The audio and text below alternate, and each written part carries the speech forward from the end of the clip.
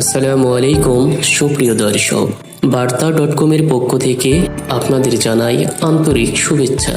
সৃষ্টির সংলগ্ন থেকে মহান আল্লাহ সুবহানাহু ওয়া তাআলা তার একত্ববাদ প্রকাশের জন্য যেমন পাঠিয়েছেন তার নবী রাসূলগণদের, তেমনই পাঠিয়েছেন অনেক পীর মহাশায়েখ, গাউস, কুতুব এবং তার ওলিদের।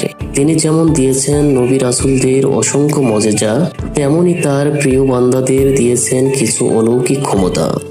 তেমনি আজ বড় পীর আব্দুল কাদের জিলানী রহমতুল্লাহ আলাইহির সঙ্গে ঘটে যাওয়া কাহিনী নিয়ে আপনাদের সামনে আলোচনা করব।